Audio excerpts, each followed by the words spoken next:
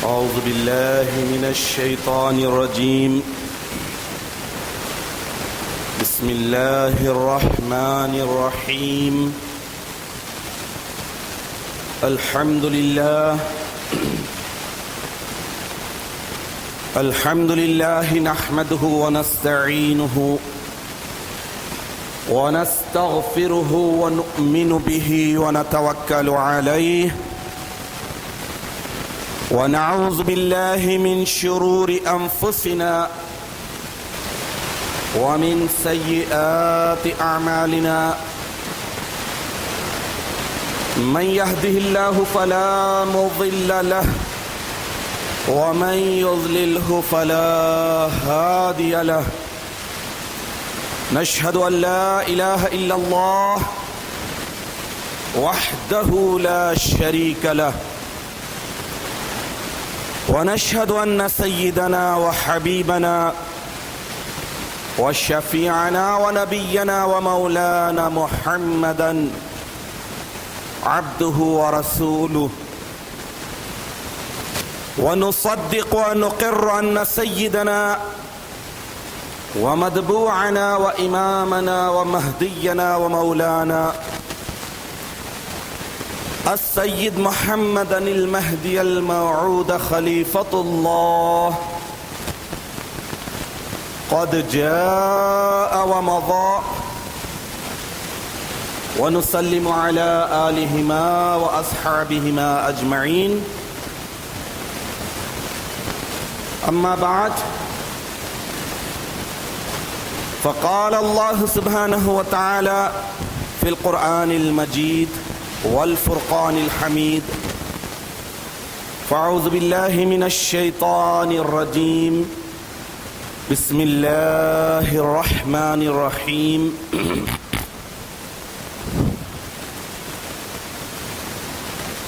يا أيها الذين آمنوا أطيعوا الله ورسوله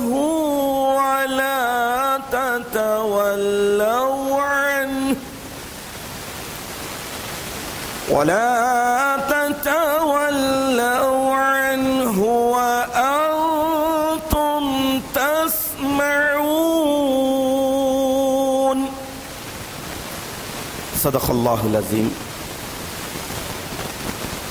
سورہ انفال آیت نمبر 20.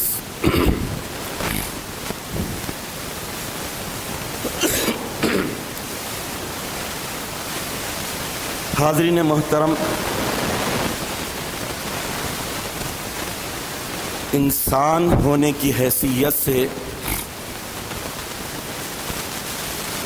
ہمیشہ ہمیں غور و فکر کرنا چاہیے،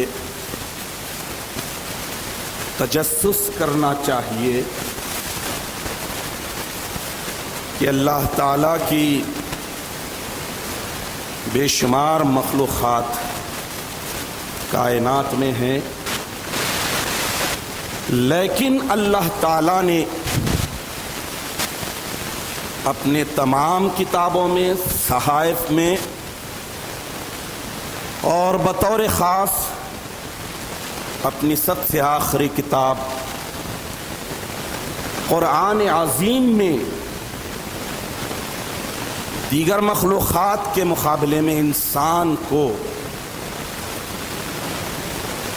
اور انسان کی پیدائش کو، انسان اس دنیا میں جن مراحل سے گزر کر آتا ہے، جس تفصیل کے ساتھ بیان کیا ہے، کسی اور مخلوق کے تعلق سے اللہ تعالیٰ نے اتنی تفصیل نہیں بتائی.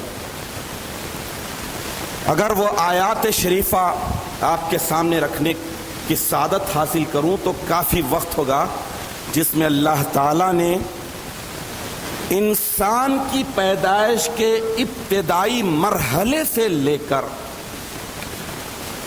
وجود بخشنے تک، وجود بخشنے کے بعد زندگی کے مختلف مراحل، عمر کے مختلف مراحل میں جو انسان داخل ہوتا ہے، کب کیسا ہوتا ہے، وہ ساری باتوں کو تفصیل کے ساتھ بیان کیا ہے۔ اس کی وجہ یہ ہے کہ انسان ہی اللہ تعالیٰ کی واحد مخلوق ہے جو مکلف ہے۔ اللہ تعالیٰ کے احکامات کی پابند ہے۔ اللہ تعالیٰ نے انسان کو عقل و شعور دیا اور دیگر تمام مخلوقات کو اللہ تعالیٰ نے اپنے فضل و کرم سے انسان کی خدمت اور راحت کے لیے لگا دیا ہے۔ تو مکرر عرض کر رہا ہوں کہ دیگر مخلوقات کے تعلق سے قرآن عظیم میں سرسری ملے گا، سمندروں کا ذکر ملے گا، بڑے بڑے پہاڑوں کے پیدائش کا ذکر ملے گا، تخلیق کا ذکر ملے گا، لیکن انسان کے معمولی نطفے سے بننے سے لے کر گوشت، ہڈی، پوست، یہ سارے مرحلوں کو اللہ تعالیٰ نے کھول کھول کر بیان کیا ہے۔ کیوں؟ ساری مخلوقات کے مقابلے میں انسان کو اللہ تعالیٰ نے اس کے سارے مراحل کو جو تفصیل کے ساتھ ذکر کیا ہے، تو اس کی وجہ یہ ہے کہ اللہ تعالیٰ اس کائنات کی تخلیق کے پیچھے ایک بڑا مقصد رکھتے ہیں۔ انسان کی پیدائش ہو یا پھر انسان کی خدمت اور راحت میں لگی ہوئی دیگر مخلوقات کی تخلیق اور پیدائش ہو، ساری تخلیقات، ساری مخلوقات کے وجود بخشنے میں اللہ تعالیٰ کا ایک مقصد ہے، اور وہ مقصد ہے اپنے آپ کو ظاہر کرنا، اپنا جلوہ دنیا میں دکھانا، اور جو اس کی سکت رکھتے ہیں ان پر اپنا نور ظاہر کرنا۔ تو یہ ساری تخلیقات، ساری مخلوقات کی پیدائش کا بنیادی مقصد یہ ہے کہ اللہ تعالیٰ نے اپنی معرفت اور اپنی پہچان کے لیے، اپنی محبت کے لیے ساری مخلوقات کو بنایا۔ لیکن انسان اشرف اور اعلیٰ اسی وقت ہوگا، بلند مرتبہ اسی وقت پائے گا، شرافت اور کرامت کا حامل اسی وقت ہوگا جب وہ مقصد کو سمجھے اور مقصد کو حاصل کرنے کے لیے اپنی زندگی صرف کرے، لگائے۔ حاضرین محترم، جب یہ بات طے ہو گئی کہ اللہ تعالیٰ نے یہ حسین کائنات، رنگ و بو والی کائنات کو جو پیدا کیا ہے، تو اس کا بنیادی مقصد اپنی معرفت، اپنی پہچان، اپنا انٹروڈیوس کرانے کے لیے اللہ تعالیٰ نے یہ کائنات بنائی ہے۔ اور اس کائنات میں سب سے بڑی مخلوق، عقل و شعور والی، اختیار و تمیز والی انسان۔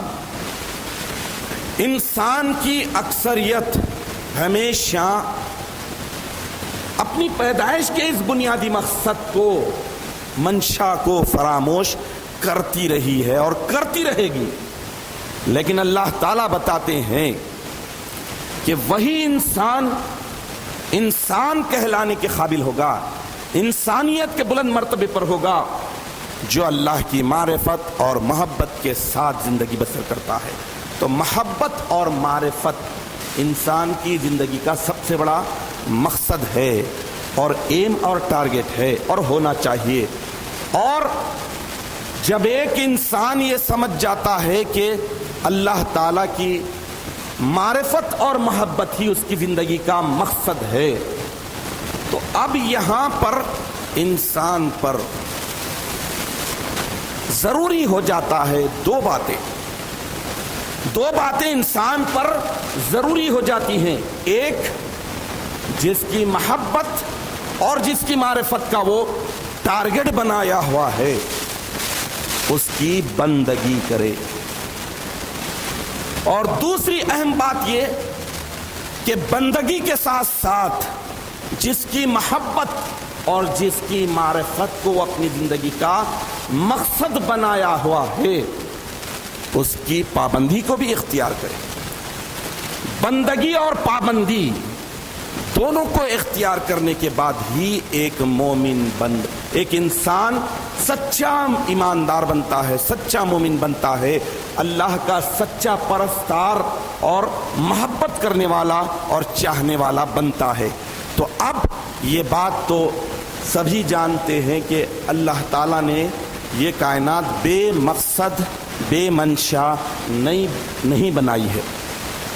جیسا کہ اللہ تعالیٰ ایک اور جگہ قرآن عظیم میں ارشاد فرماتے ہیں کہ وما خلقت الجن والانس الا لیعبدون، میں نے جنات اور انسانوں کو پیدا نہیں کیا ہے الا صرف اور صرف میری عبادت کے لیے، میری بندگی کے لیے، میری پابندی کے لیے۔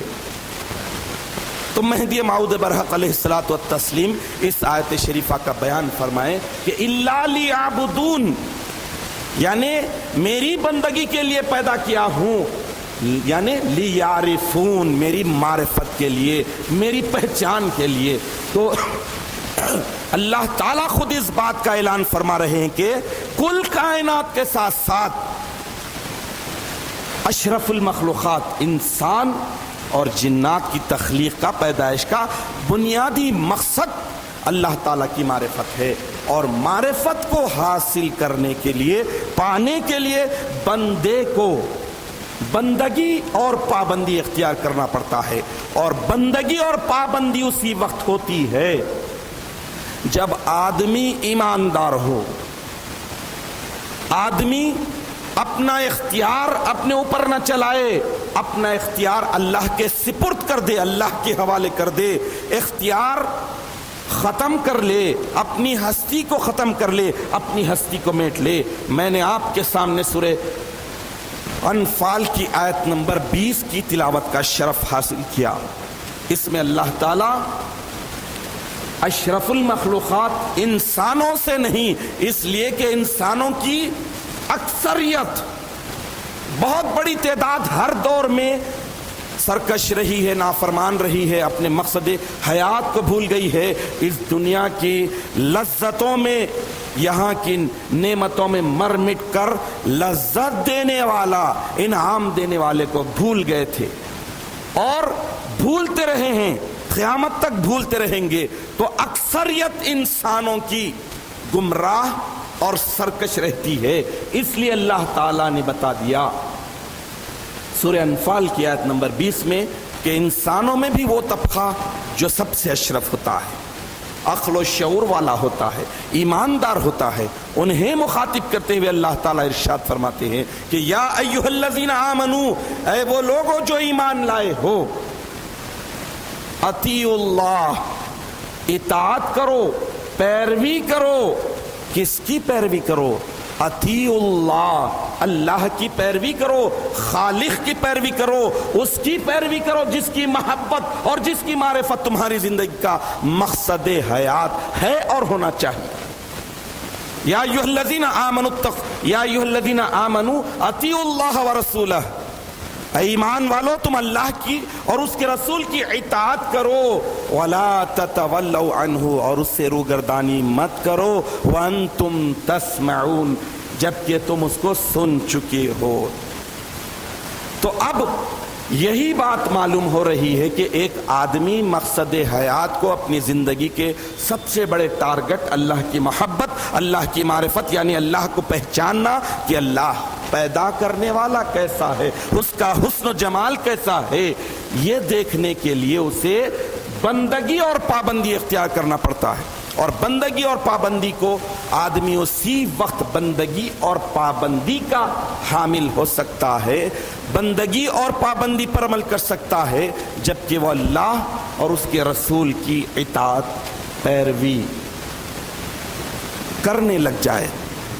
تو سورہ انفال کی آیت نمبر 20 میں اللہ تعالیٰ ایمان والوں کو یہی حکم دے رہے ہیں کہ اطاعت کرو، تم اللہ کی پیروی کرو، اللہ کی یعنی اللہ تعالیٰ کے احکامات کی، اللہ کے رسول کی۔ تو اب مقصد کیا ہوا؟ اطاعت اور پیروی کا منشا کیا ہے؟ منشا اور مقصد یہ ہے کہ آدمی جس کی محبت اور جس کی معرفت کو اپنی زندگی کا سب سے بڑا مقصد بنائے ہوئے ہے، اسی کی اطاعت، اسی کے بھیجے ہوئے رسول کی جب اطاعت کرے گا تو اس کے اعمال، اس کے افعال، اس کی رفتار، اس کی گفتار، اس کا چلنا، اس کا اٹھنا، اس کا بیٹھنا کس کے مطابق ہو جائے گا؟ اللہ اور اس کے رسول کے مطابق ہو جائے گا۔ اور اس کے اللہ اور اس کے رسول کے مطابق جب ہو جائے گا تو پھر سمجھ لیجئے کہ وہی بندہ حقیقی معنوں میں اللہ کی محبت اور اللہ کی معرفت کو اپنی زندگی کا مقصد حیات بنایا ہوا ہے۔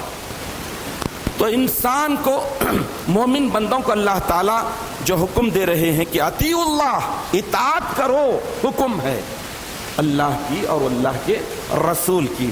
تو یہ سب اسی وجہ سے ہوگا کہ جب آدمی اللہ کی اور اللہ کے رسول کی جب اطاعت اور پیروی کرے گا تو ہی اللہ کی محبت بھی بڑھے گی اور اللہ کے رسول کی محبت بھی بڑھے گی، اور آدمی اس دنیا میں جو آ رہا ہے اسے سمجھ میں آ جائے گا کہ ایک خاص مقصد کے تحت اللہ نے اسے اس دنیا میں بھیجا ہے۔ یہاں ہمیشہ رہنا نہیں ہے۔ انسان کا جسم بہرحال ناپائیدار ہے، گلنے اور سڑنے والا ہے۔